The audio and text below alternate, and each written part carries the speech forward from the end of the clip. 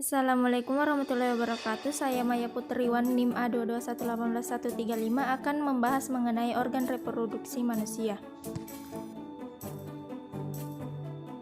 Organ reproduksi merupakan penyusun sistem reproduksi. Organ reproduksi manusia dibedakan menjadi organ reproduksi pada pria dan wanita. Organ reproduksi pria menghasilkan sperma dan organ reproduksi wanita menghasilkan ovum atau sel telur.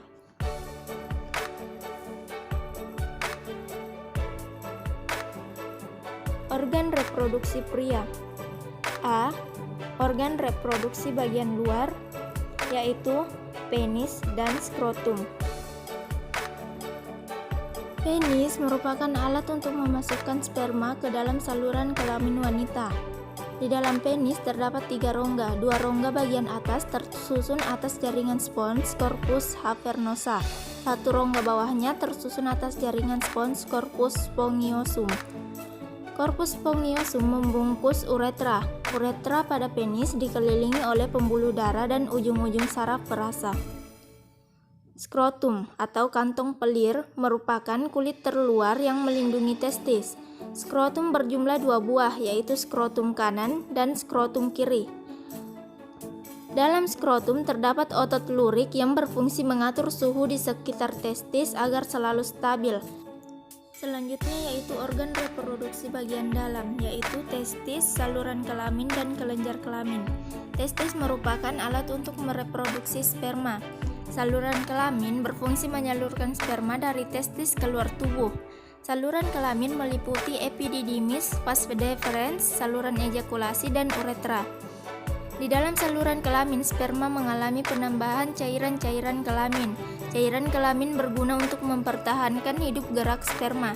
Cairan-cairan kelamin dihasilkan oleh vesicula seminalis, kelenjar prostat, dan kelenjar Cowper. Selanjutnya adalah hormon reproduksi pada pria, yaitu hormon gonadotropin, follicle stimulating hormone, luteinizing hormone, dan hormon testosteron. Hormon gonadotropin berfungsi untuk merangsang kelenjar hipofisis sebagian depan agar mengeluarkan hormon FSH dan LH. FSH berfungsi untuk merangsang perkembangan tubulus, seminiferus, dan sel-sel tori untuk menghasilkan ABP yang akan memacu pembentukan sperma. Luteinizing hormone berfungsi untuk merangsang sel-sel interstitial untuk menghasilkan hormon testosteron. Hormon testosteron berfungsi merangsang perkembangan organ seks primer pada saat embrio belum lahir, mempengaruhi perkembangan alat reproduksi dan ciri kelamin sekunder pria seperti jambang, kumis, jakun, suara membesar, pertambahan massa otot, dan perubahan suara. Organ reproduksi wanita. Yang pertama, organ reproduksi bagian luar, yaitu vulva dan labium. Vulva merupakan celah paling luar dari alat kelamin wanita. Pada bagian dalam vulva terdapat saluran urin dan saluran reproduksi. Labium merupakan bagian yang membatasi vulva. Ada 2 macam labium, yaitu labium mayora dan labium minora. Antara labium mayora dan minora, bagian atas terbentuk tonjolan kecil yang disebut klitoris. Pada klitoris terdapat corpus cavernosa yang mengandung banyak pembuluh darah dan ujung saraf perasa. Selanjutnya yaitu organ reproduksi bagian dalam, diantaranya vagina, uterus, oviduk, dan ovarium. Vagina merupakan saluran akhir organ reproduksi wanita. Vagina mengandung banyak lendir yang dihasilkan kelenjar Bartholin yang berguna pada saat koitus dan mempermudah kelahiran bayi. Uterus merupakan rongga besar yang merupakan pertemuan oviduk kanan dan kiri. Uterus berfungsi sebagai tempat pertumbuhan dan perkembangan embrio hingga siap lahir. Oviduk atau tuba Fallopi merupakan sepasang saluran yang ujungnya berbentuk corong yang disebut infundibulum. Ovarium merupakan penghasil ovum. Terdapat 2 buah ovarium, sebelah kiri dan kanan. Siklus menstruasi ada 4, yaitu fase menstruasi, fase praovulasi, fase ovulasi, dan fase pasca ovulasi. Pada fase siklus menstruasi, dinding rahim meluruh dan keluar dari tubuh dalam bentuk darah.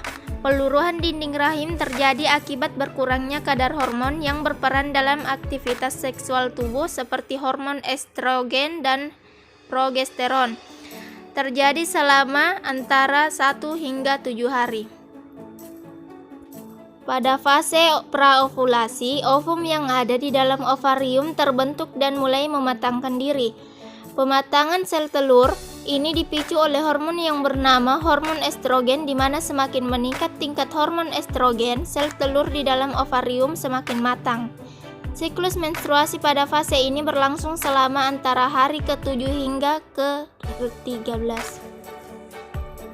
Pada masa fase ovulasi di dalam siklus menstruasi, wanita disebut berada pada masa subur. Untuk pasangan suami istri yang sedang mendambakan kehadiran seorang anak, maka inilah saat yang tepat meningkatkan frekuensi berhubungan.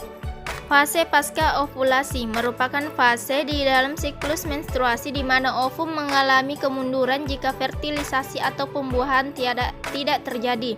Pada masa ini, hormon progesteron mengalami kenaikan sehingga menyebabkan dinding endometrium semakin menebal. Penebalan ini mengindikasikan kesiapan endometrium untuk menerima embrio untuk berkembang. Jika pembuahan atau fertilisasi tidak terjadi dalam fase ini, maka siklus menstruasi akan berulang dengan kembali ke fase menstruasi. Kelainan dan penyakit pada organ reproduksi manusia antara lain infertilitas, hipogonadisme, kanker vagina, dan bartholinitas. Infertilitas atau kemandulan yaitu ketidakmampuan menghasilkan keturunan. Infertilitas dapat disebabkan faktor di pihak pria maupun pihak wanita. Hipogonadisme adalah penurunan fungsi testis yang disebabkan oleh gangguan interaksi hormon seperti hormon androgen dan testosteron. Gangguan ini menyebabkan infertilitas, impotensi, dan tidak adanya tanda-tanda kepriaan. Kanker vagina. Kanker vagina tidak diketahui penyebabnya, tetapi kemungkinan terjadi karena iritasi yang diantaranya disebabkan oleh virus. Pengobatannya antara lain dengan kemoterapi dan bedah laser. Bartholinitas yaitu infeksi pada kelenjar Bartholin. Bartholinitas dapat menimbulkan pembengkakan pada alat kelamin luar wanita. Biasanya, pembengkakan disertai dengan rasa nyeri hebat bahkan sampai tak bisa berjalan. Sekian dan terima kasih.